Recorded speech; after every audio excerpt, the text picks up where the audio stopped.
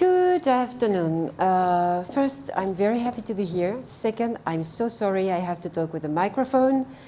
Can't use my hands. As a Mediterranean person, it's a handicap for me. But anyway, we'll try to figure out how to make this 1 hour and a half enjoyable, experiential, sensorial, perfumey, fragrancy, nice, easy. No computer, no notes, no marks. Please open your ears, open your noses, open your eyes. And if you are really fed up with what I say, mention it. Okay? Thank you, Marie-Hélène, for having me this afternoon with all of you.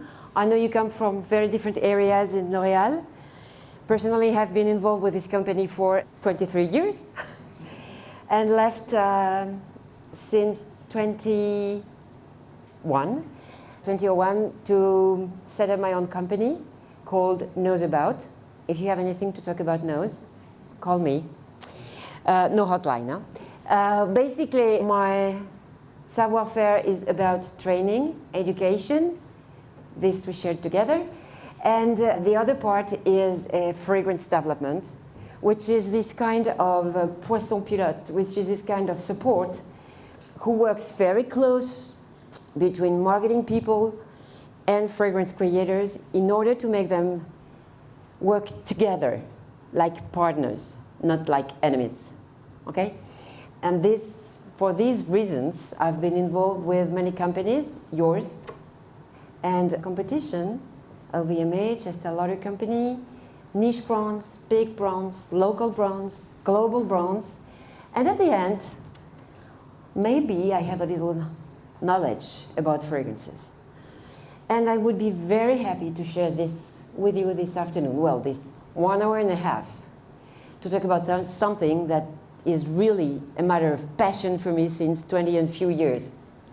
What I decided to do with Marie-Hélène is not to talk about everything, not to talk about olfactory families, not to talk about all the things you hear every day, but to give you a little hints for you to understand a little better how this industry is everything but an industry, how this product is definitely an accessory to beauty, but anything but a cosmetic.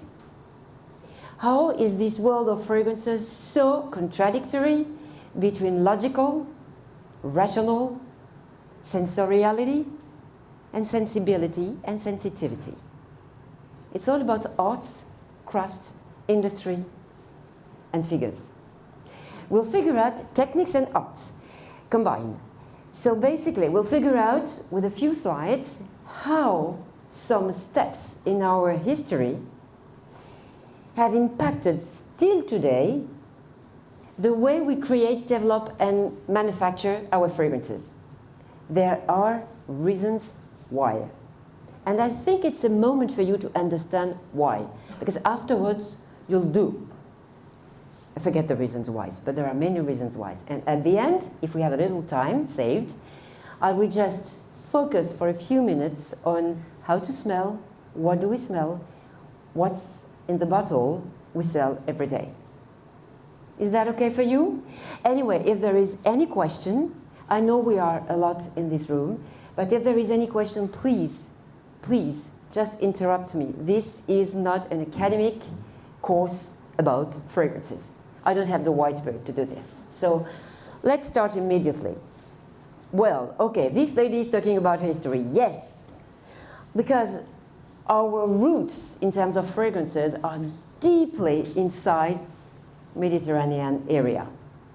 I do not mean that other regions don't have fragrance rituals or scented rituals.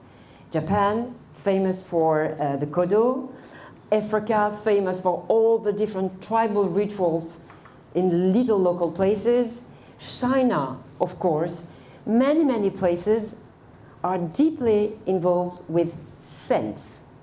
But the art and craft of fragrances started around Mediterranean area.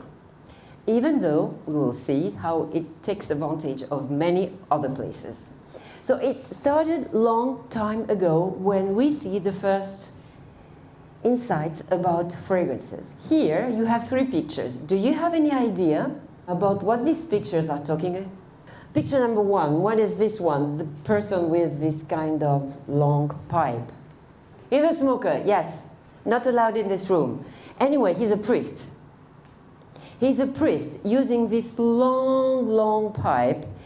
And interesting enough, the pipe is smoking. Why? Because this scented smoke is a message. It is a way to pray at gods and ask them rain, wind, the war, whatever. Okay? So through the scented smoke, I ask the gods to listen to me. See how precious is the scent here? The second one, let's keep it for the end. The other side, the person who is, having these hands washed with something. What the something is a perfumed water to rinse and finish the very elegant lady going out, probably for a ceremony or cocktail or whatever. But she has the makeup, she has the jewels, she has everything, and she has this scented water in her hands as a beautiful cosmetic or beauty products, as a final touch. In the middle, how comes that this picture has a reason to be here? How is it linked to the world of fragrances? Yes, the hair. But do you see a spray to perfume the hair? She has something on the head. Yes. Burning or... Good, very good. This is exactly what it is. It is a solid perfume made of fats and scents. And actually, when she puts it on her hair or wig, I don't know exactly, she's going out to the sun.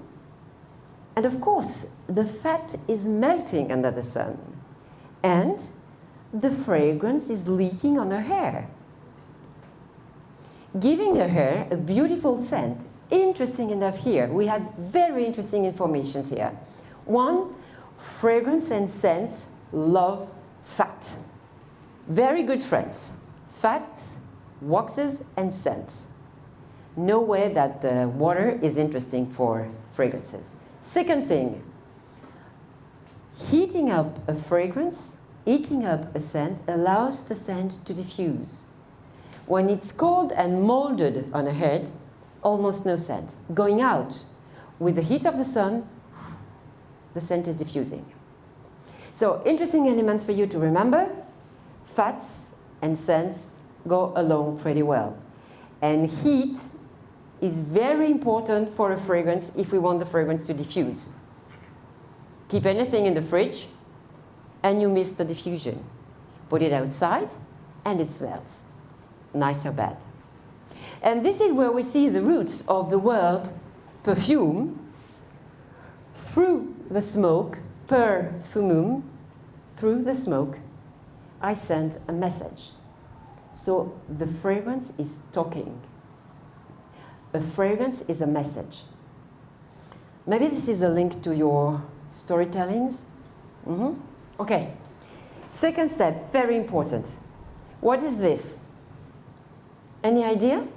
It's a drawing, thank you. But it's representing something interesting for us. What? Yes, an alembic. How does it sound, alembic? Is it Latin? No. It's a, yes, definitely. And alcohol? Same thing. Second very important step for us. This is the way when, in the 12th century, Arabic scientists discovered that when you heat up a mixture, depending on the level of volatility of each element, you can isolate each element of the mix. When heating the mix, you distillate and separate the elements of a mixture through an alembic. This is how, when you distillate beetroots or fruits or whatever, the most volatile part comes out first. The alcohol, l'esprit de fruit. Okay, so can you imagine that the product we use every day in all our manufacturers, alcohol, was already existing in the 12th century. So this is the alembic, well, old system. And at the same moment, there is kind of a beginning, very shy beginning of an understanding about perfumery. They start to do mixtures of different elements in order to get a nice scent from the mix. Not only smells like a rose, smells like a resin, smells like a wood, but a combination. This is a little beginning. And if we want to go a little deeper, we have to wait till this very important moment. During the Quattrocento in Italy, we see this beautiful evolution of arts and crafts due to many reasons. The famous Marco Polo's journeys to China, Asia, India, back with lots of beautiful ingredients, also to some very important women. This very shy lady you see on your left, she is Isabelle d'Este. Maybe you never heard about her. But she was a young noble lady, and of course her father decided that she had to get married. And of course to an old gentleman, very rich and noble. So she got kind of bored and had the idea to grow up flowers, bushes, trees around, and to have her little studiolo where young apprentices could start the first mixtures to create the first fragrances. That was again a beginning, but she understood that working together, trying to figure out how different recipes could be balanced in the right way, could be interesting not only to have one recipe and then finished, but to reproduce it on a constant base. At this very moment, we discover very interesting notes. Roses, orris in powders, cinnamon coming from China, ginger coming from Asia, and people start to understand a little better how hygiene and scents can be combined. Because till this moment, strong scents are more considered as a repellent to diseases. They hope it repels plague and kind of bad things. This is why you see this beautiful jewel here. Do you know what it is? Well, this is called a pomander. And a pomander is like a potpourri. In each little box, you put a clove, you put ginger, you put cinnamon, you put rosebuds, dried rosebuds, anything that smells good, and you keep it at your belt. So when you walk around, the scent that is diffusing around you, okay, it smells nice, okay, but also it's kind of a repellent to diseases, to bad scents that could be very aggressive for your health. We have no idea about bacteria and so on at this moment, but they understand that some bad airs, bad scents, bad waters can be very, very dangerous. So to repel those kind of bad scents, we are wearing nice scents in those pomanders. This is also the moment when, in Venezia, we see the production of the first book about perfumery. This is a Traité de la Parfumerie in 1555, where finally some craft people identify ingredients and different dosages of these ingredients in order to get nice products. It's starting slowly, but it is not still a job as per se.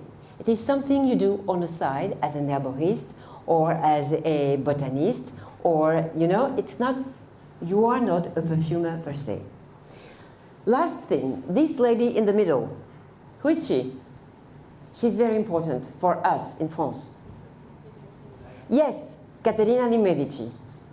Well, this lady came from Italy to marry a French king. She was so educated. She knew anything about herbs, botanics, laws, and she really was somebody. And she was very, very coquette. like she has beautiful dresses and everything. And she comes to France, to the Louvre, the darkest, coldest palace in Europe, to marry King of France. Ha! She doesn't come alone. She brings with her a person who is called Renato. And Renato has a deep knowledge in herbs, perfumes, and poisons. What for? But to get rid of enemies, of course. You can imagine that at this time, the Louvre has nothing to do with anything sexy. It's a place where you can die the day after you had a meal with the queen. Very easily. It's kind of painful also. But the poisons are there in the rings, in the little boxes, everywhere. She doesn't eat anything that hasn't been tested. And this will go on till Louis XIV. Beware of your best friends. So this knowledge, again, about herbs and scents is a little bit complicated. Till this moment. This is, of course, Le Roi Soleil. This is the 17th century in France. This is when Le Roi Louis XIV is making France probably very poor at the end, but radiating around Europe. He has working with him a very, not pleasant, but very clever, smart gentleman, his Prime Minister, Monsieur Colbert, you've heard about. And they understand that there is this industry that is starting in the south of France between two very interesting places. Montpellier on one side. Montpellier is the university that tells everything about plants, aromats, herbs, pharmacy, the knowledge. But on the other side, there is a small town in the south of France where the climate, where the soil, where everything is so gorgeous that you could grow there jasmine, orange tree, roses, anything, and it grows up very nicely. And this place is named Grasse. And next to Grasse, you have lots of little rivers where people work leather goods in order to manufacture beautiful gloves. So very smartly, Monsieur Colbert thinks that he could create, organize all the different types of crafts depending on their savoir-faire and the places where they work. So he's going to set up this organization of master perfumers and glove makers, represented by this picture here, who takes in the same category the people who have this knowledge for cosmetics and fragrances, plus glove making. And it makes sense, and this is why all of a sudden all our industry is moving from Montpellier, knowledge, to Grasse, do, craft, grow, farm. Okay, and this little picture is very interesting because you see on the top of the head of this gentleman, smoke like this. It's just the distillation. Then you see the fans, and these are fragranced fans. You put some fragrance on the fan, and of course, when you use it, the air around you is smelling pretty good. On the left side, you see an order from a noble person to a perfumer. And you see Monsieur Farjon, parfumeur, is working from Montpellier to deliver poudre à la Farjon, my own recipe, poudre de la Maréchale, which is a spicy recipe, blanc de pommade, which is a very toxic pomade to whiten your skin. And this has to be delivered, and of course, hopefully paid, to the court. So basically, you just understand that only aristocrats, noble people, wealthy people have access to fragrances. We don't talk about bourgeoisie at this moment. We have, you know, the three categories, social categories: nobles, priests, and farmers. And only the nobles could afford this kind of products. You see here the very first beginnings, which Monsieur Houbigant is in the back, in the portrait, and you see kind of the first lab for a perfumer, where the perfumer is waiting and mixing the oils, following the recipes from the book, in order to get a fragrance. This is the moment when in Europe, every court has her perfumers, and each perfumer works by appointment of his or her majesty with specific orders. Could it be Moscow? Could it be Italy? Could it be France, Spain, England? Do not forget that Russia has been deeply linked to fragrances since this very moment. This is also the moment when we hear for the first time that a recipe is going all the way around Europe, which is the recipe of the famous Eau de Cologne. Have you heard about the Eau de Cologne? Do some of you know Roger Gallet, the brand? Yes? Okay. So you know that the iconic product at Roger Gallet is the famous Extra Vieille, no? So what happened is that this moment, an old recipe from monks in Florence was called Aqua Admirabilis, and don't ask me how, but the formula traveled through Cologne in Germany and was copied, mimicked, basically both, I don't know exactly, but arrived in Paris, Faubourg Saint-Honoré, where Monsieur Roger Gallet had the name and the possibility to explore it. Okay, do not forget it, because it's going to change. The revolution comes and is destroying all this establishment, not only a social classification, but also the organization of anything. All Mr. Colbert's work, down. And we have to wait till beginning of the 19th century to see a real change socially, industrially, on an hygienic point of view, on an industrial point of view. So, let's start with the beginning. The major event is the move from society to these nobles and farmers into the birth of a new category of people, la bourgeoisie. But these people have one aspiration: to behave like nobles. But of course, what else?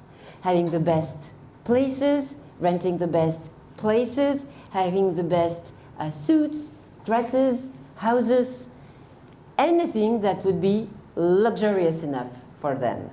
But they do not come from the nobility, they come from money makers, because they are money makers.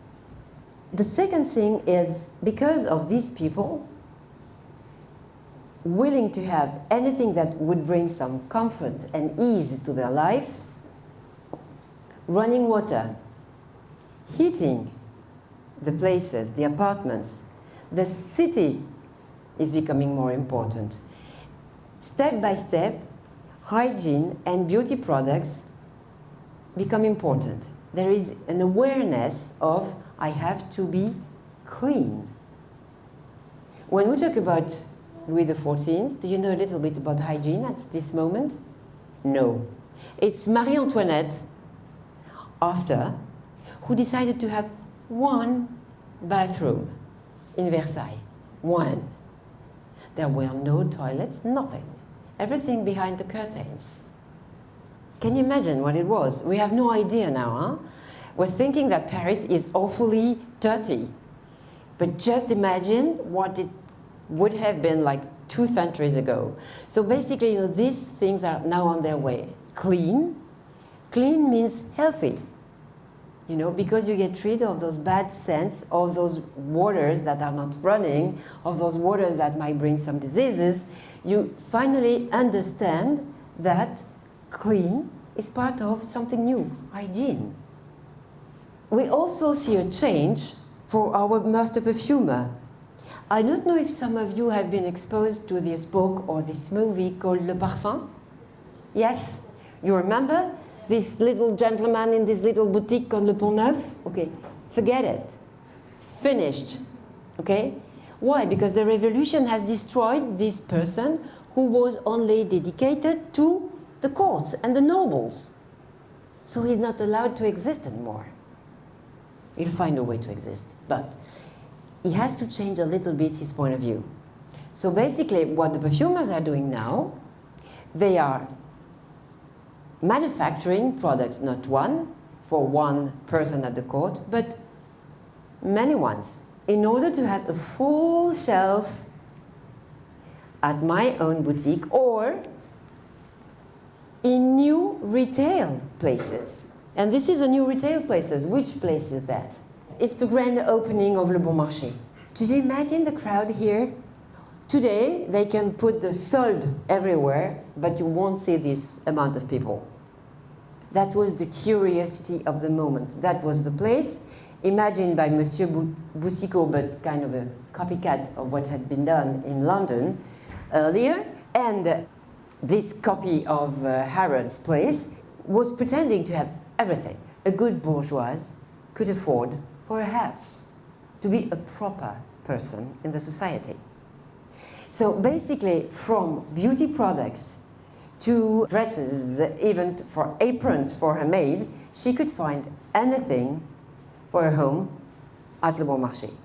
So here you can imagine that on the shelves, not one product, but full product. So this is not a product of craft. This is a product from an industry. We produce the same item many, many times. Again, this industrial move is coming from England. And the industry doesn't concern only the manufacturing, but also the ingredients. Before this time, everything is coming from nature. Flowers, seeds, resins, woods, roots, whatever. Now what happens is that thanks to chemistry, I can afford scents I could have never smelled before. And this is one amazing bottle from a French lab called Delair that has created one of the first synthetic fruity molecule. This is not 50 years ago, this is more than 1 century ago. And these two gentlemen, do you know them? Well, it's written on the board, huh? Make it easy. So this one here is Monsieur Coty. Eh oui, the founder. And this one here is Monsieur Guerlain. What is interesting is that, you know, today we're talking about competition. L'Oréal is competing Estée Lauder, Chanel is competing Dior, and at this time it was the same. Competition was already existing, but in such a cruel and strong way. Meaning that when Monsieur Coty decided, well, his real name is not Coty, huh? Marketing. His real name is Spoturno. He's from Corsica, from Ajaccio. But because his name sounds a little weird, to be famous, he decided to be called Monsieur Coty. He's a perfumer. He's very instinctive. He has lots of ideas. And he's the first one who creates Le Chypre. What happens 2 or 3 years after? Guerlain is launching his own Chypre, Mitsuko. And Guerlain is launching Shalimar. And next, Chantilly, William Rode, mimicking exactly the same smell. So the competition you see today still existed more than 1 century ago. Okay? What is interesting also is that these people were very open to modernity and novelty.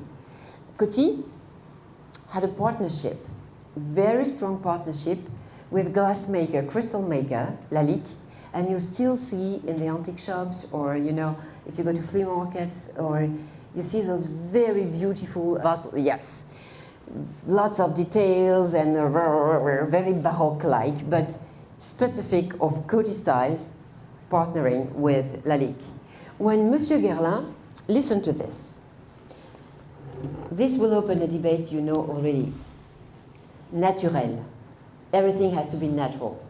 What was Monsieur Guerlain's idea? Everybody could afford natural ingredients at this moment, so he decided to be different by using synthetic notes.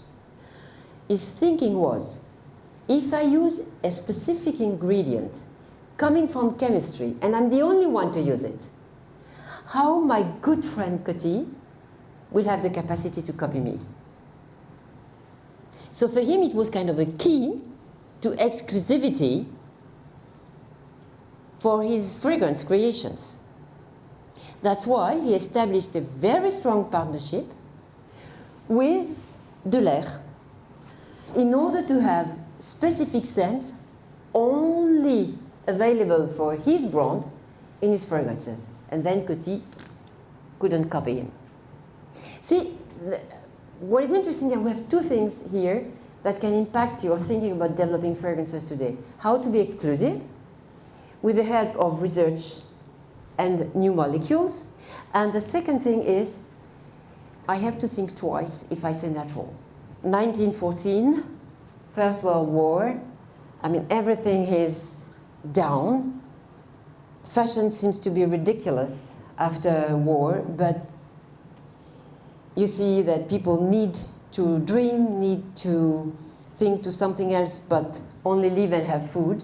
And this is the moment where some women make a real revolution in fashion. You all know about, and men also, Monsieur Poiret, Schiaparelli, Jeanne Lanvin, and of course, this little mademoiselle here, probably you identified who she is, Mademoiselle Chanel. You know her story, I imagine, by heart. Of course, we know that she helped women to get rid of lots of hats and fla-flas and frou-frous and everything. Kind of a free woman, lifestyle instead of iconic posture. So I think what is interesting in the picture we have here, it's her attitude. A hat, okay, small one. Jewels, okay, the biggest ones. A dress, okay, the simplest one, black and jersey. My hands, no, in my pockets. And last but not least, the cigarette. She was a pure scandal. But she helped women to get a little more relaxed with fashion and what they had to do and not to do. And to a certain extent, she understood that she had to create not only her fashion in the way she wanted to see women, but she understood also that if Coty and Guerlain were famous with their style, she could maybe establish her own style in fragrances. Do you have an idea of the brief she gave to the perfumer? The perfumer was very famous. Monsieur Ernest Beau was already famous for his creation and specifically working a lot for Russia. But do you know the kind of brief she gave? And this is again a key for you, especially for those of you who are going into development. Never ask for a fragrance as long as you don't have a brief. It is as difficult as if you go to an architect and say, I'd like to have a house. I want a fragrance. It has to smell good. Okay. So basically she had a very precise idea. She said, okay, I don't want any of those fragrances who smell like vanilla, powder, cosmetics, big, thick, heavy, overpowering. I want something fresh. Like when in the morning I open my window and through the window the air is coming. She wanted this unique freshness. So the perfumer was like, okay. This is the moment when the perfumer tried to figure out how to give this kind of freshness, using fresh flowers, using a little bit of citrus notes, using la la la la la. No. Till the moment where he said, okay, you want it, you'll get it. He decided to use an overdose of a new molecule, not that new, but still kind of modern molecule that was smelling a little bit metallic and cold. And instead of using one part, he used 10 parts of it in the mix. 10 times the usual dose. And all of a sudden, she agreed on the fragrance. It was different, it was new, it was modern, and it was expressing this coolness she was expecting the fragrance to deliver. Okay? So then, alors, if it is the 5th trial, if there were 5 propositions, if, I don't have the right answer for number 5.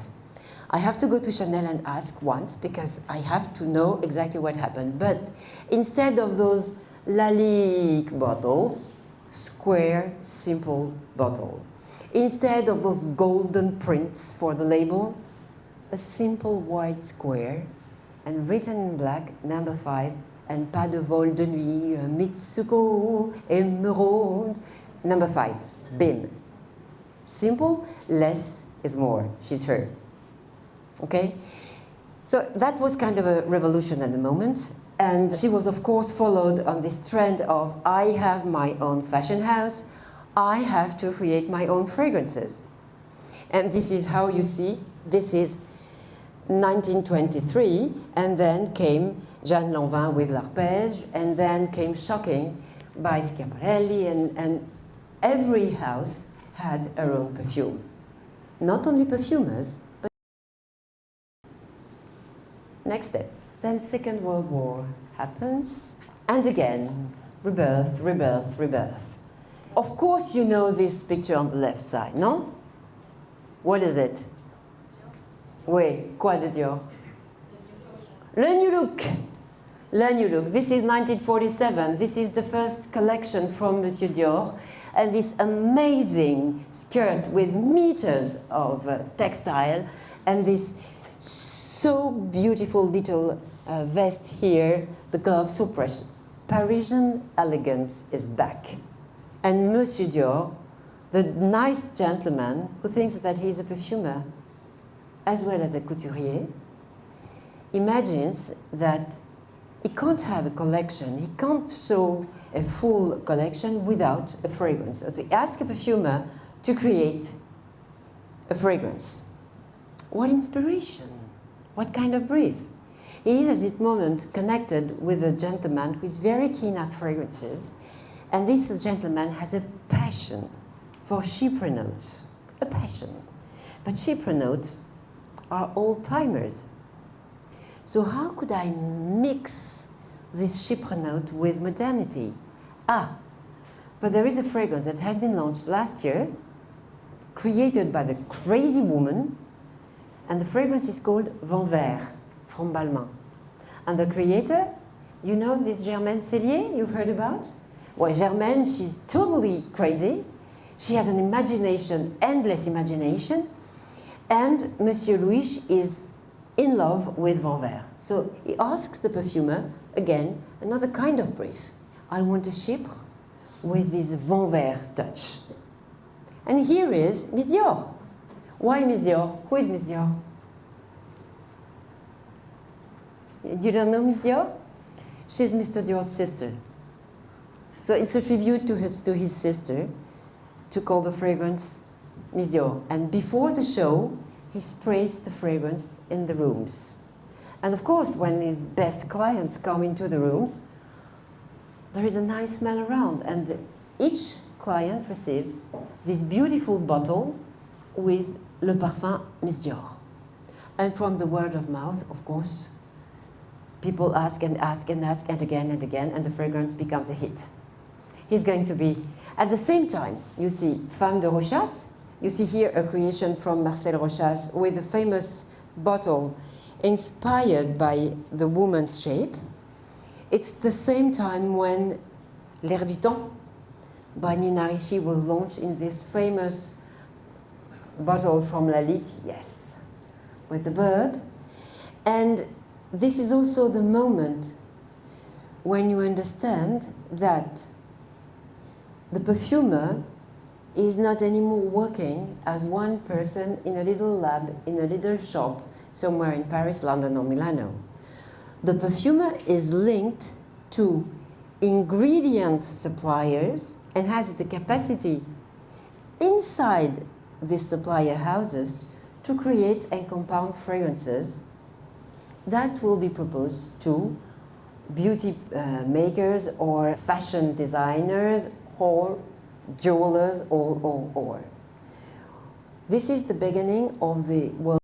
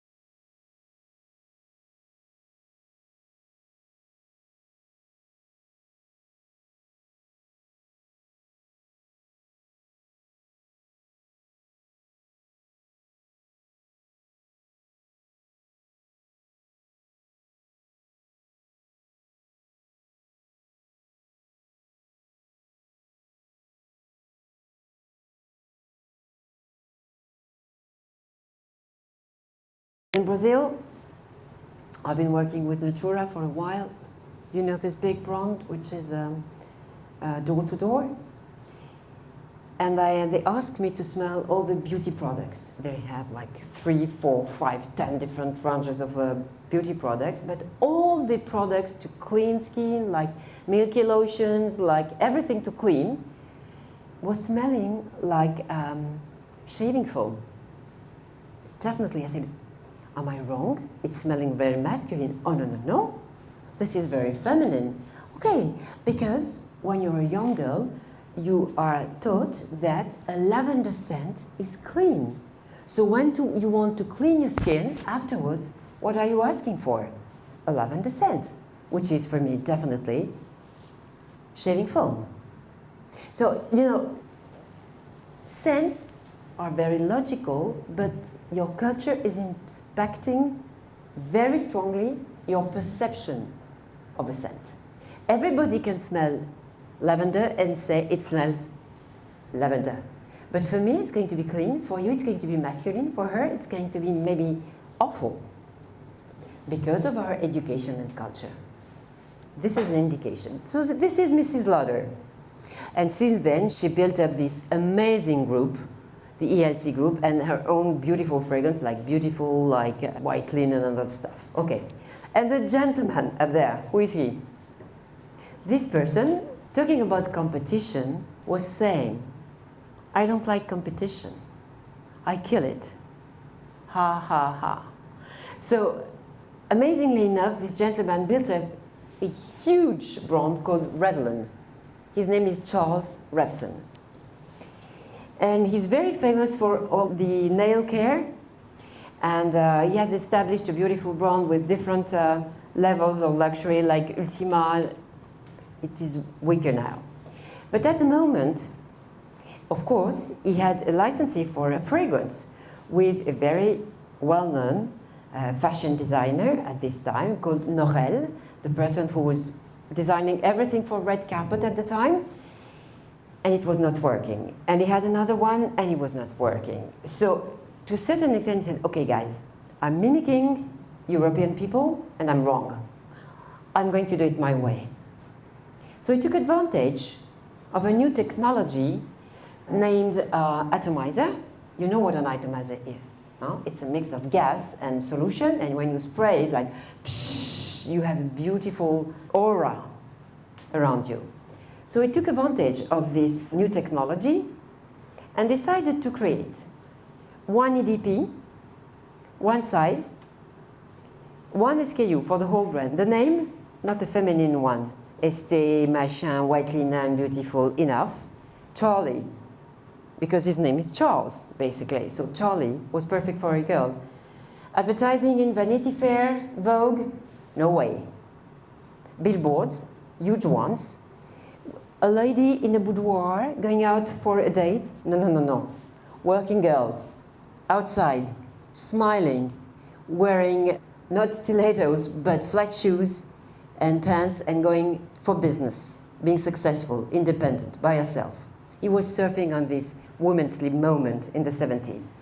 Plus, this amazing series called Charlie's Angels at the same moment, coincidence. But imagine the revolution this gentleman brought from the US to Europe. He destroyed all our beliefs in luxuries and all our savoir-faire. Because all of a sudden, fragrance was accessible, fragrance was lifestyle, fragrance was easy.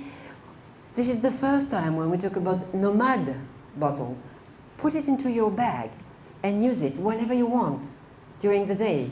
Nothing to do with the nice bottle I'm using, a precious drop every day with a parfum, or the parfum, or the cologne, or the toilette. Lost. One size, one concentration, a very friendly use of product. Product is not anymore, fragrance is not a luxury you can't afford, but something that is close to you, with you, supporting you, out of the box. Today, of course, Charlie is very weak and he didn't build up something on this brand, but the attitude he had at this moment was very interesting. And believe me, at this time, Every young woman tried Charlie. Oui? America, Europe, and even Asia. Ah, worldwide, and probably you're right, it was probably one of the first worldwide success. At the same time, a little earlier, Fiji didn't do well in the US at all, pretty well in Asia and Europe, but we were wrong. We could not do the same kind, build up the same kind of success with our rules. So we had to rethink the rules, which we did. Because when YSL launched opium, that was a big wave all over the globe. But this is another story. So this is no, not a beautiful dessin, but this is a way to express what's in a bottle at the end of the day. Because we saw the Egyptian people, we saw the people from Italy in the Rinascimento with the herbs, with the pipes, with the smokes, the alcohol, with the fats, and blah, blah, blah. Nowadays, what's in the bottle? Lots of alcohol. Why? Alcohol and not lots of water. Because alcohol is going to solubilize the oils when water, you can shake it, baby, it never works. Okay. So basically what we have in a bottle is lots of alcohol, maybe a little less depending on the kind of product you're working with, a little bit of water if possible, and then you have the essential oils, which is the scented part of the solution. What are the essential oils? What do you know about essential oils? What we call the essential oils is basically what we extract from all type of vegetables. Flowers, what else? Huh? Animals? No, c'est fini ça. No, you're right. We used to use some animal parts, but, and believe me, it was helping a lot in creation because they could deliver scents, amazing effects, but never again. Even flies were not allowed. Even wax from the honeybee were not allowed. E finito. We are vegan now. So no, animals, it was. It's not anymore. What else? Flowers. Fruits. Fruits. Roots. Woods. Ooh, c'est drôle. Fruits, woods. Wait. Right. Spices. What kind of spices? What kind of spice do you use in your kitchen? Cinnamon. Bark. No, it's good, but it's a bark. Pepper. Leaves. Mint. Basil. Tarragon. Thyme. What else? Perfect. So give me a fruit you like. Pineapple. How I extract a pineapple? I do a juice? No. Eh ben non. There is no way I can extract the scent of a pineapple. Oh. Strawberry? Blackberry? Mango? Eh oui, fruits is the worst category to extract scents. You can extract flavors that are water solubles from fruits. This is for flavor and food, but not for fragrances. Maybe too much water in the fruit to extract something. The only fruits we extract are the citruses. Lemon, oranges, lime, grapefruits, basically mandarins, of course. And the only part we use is the outside of the fruit. Okay, flowers. What kind of flowers? A rose.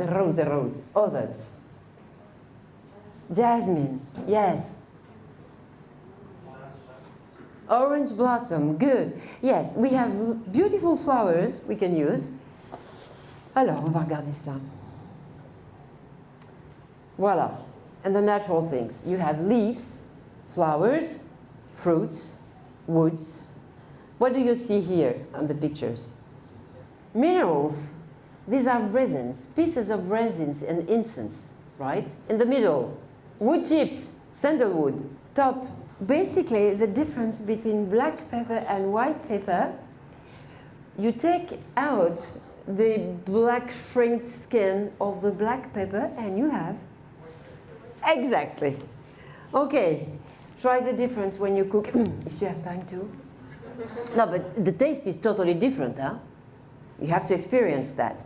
The leaves, what are the leaves? Basil, of course. And the fruit, lemon. And here, when we can't extract from nature, like the pineapples she was mentioning, you were mentioning, we have to mimic nature. Remember this old bottle I showed you with Coty and Garlin? Aldéhyde C16, aldéhyde C14, peach note. Peach note. This pure synthetic molecule made of carbon, H and O, hydrogène, oxygène, carbon, smells like peach, but like pulpy, juicy, yummy peach. And it's pure synthetic. This beautiful muguet, smelling so nice, you can't extract anything. You just have to mimic it. You maybe have heard a lot about watery notes, aquatic notes. Do you think we can extract something from water? No way. So we have molecules that give this kind of salty, watery, yummy sensation too. Leather. You can't extract leather neither. So you mimic the scent of leather with synthetic molecules. Why do I share this with you guys? Because I think that you have to be aware that, you know, natural, Henry Rose, blah, blah, blah. That's interesting. It prevents you of having lots of different scents in a fragrance, lots of different notes you can't afford from natural ingredients. Okay, I think we have to stop by now. I encourage you to discover fragrance. I encourage you to wear fragrances, whether you like them or not. Please try them. And if you have the opportunity to develop them, enjoy it. Sell them, enjoy it. Manufacture them, enjoy it. Okay? Enjoy your discovery time and thank you for your attention.